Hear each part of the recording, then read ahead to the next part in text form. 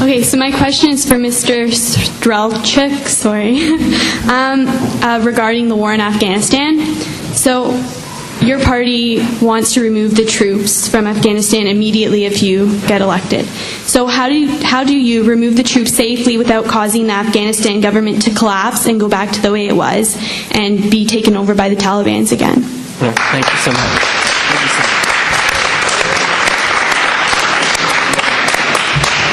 We want to fund the infrastructure in Afghanistan to continue training their established democratic government. We want to remove our troops because they're being killed in Afghanistan. We want to support the Afghani government still. We want to support infrastructure projects for the country to help support their fledgling nation and democracy. This is the goal, I think. But let's look at these wars that the U.S. and Mr. Harper, their friend, is putting us in. We're committing us to having people die in Afghanistan, committing to war, or helping out, assisting, being on the side in the war of Iraq, providing logistical support to that. I mean, is that the kind of country we want to build, where you have all these wars? What about peace? What about bringing people to the table? What about the United Nations, which is not involved? What about international peacekeeping? And what about cooperation between nations? We're young people. It's time we create a new kind of country, one where people negotiate, sit together, and work together.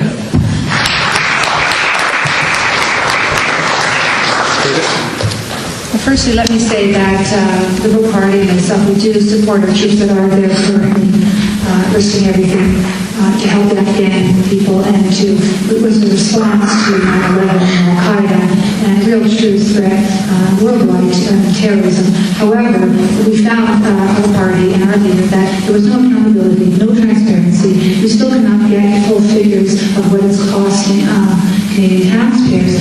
We tried very hard to work together to ensure that we're responsible, that we do have an end date, which is now there in place, 2011, although I'm personally concerned that if it is a conservative government, they will extend, that they will ignore their own rules and laws as they have before, repeatedly. And so we want to ensure that we have development, diplomacy, and defense.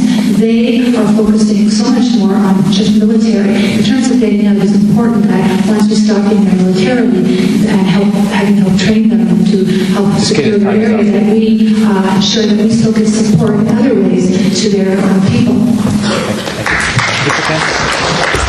Canada is making a difference in Afghanistan. Canadian service personnel are losing their lives, and each and every life is a tragedy. It is wishful thinking to believe that Canada can go in and do happy, good things without continuing to fight the Taliban. The resolution of the Afghanistan conflict is going to come when the governments of the Western world and the governments of NATO convince Pakistan and the new government in Pakistan to close its borders to the Taliban. That's why Canadians are dying. And in fact, the relationship between Liberal governments through the 90s and into this century supporting President Musharraf was a terrible mistake, and we're paying the price, and Canadian service personnel are paying that price today.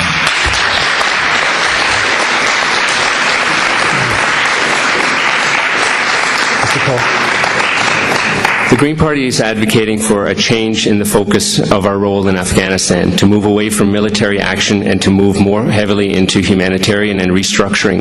I believe we need to secure the areas that we're in and build up those areas rather than going after the Taliban aggressively in military action. Effectively, we're creating more terrorists and more combatants that are coming in through Pakistan and other countries in the area. Does anyone feel safer today than they did before Iraq was invaded, before Afghanistan was invaded? I don't. So really, I think we've got to work. We've got to work with the people of Afghanistan, those that want to be helped by Canadian troops, and we've got to focus on that rather than in military action. Thank you.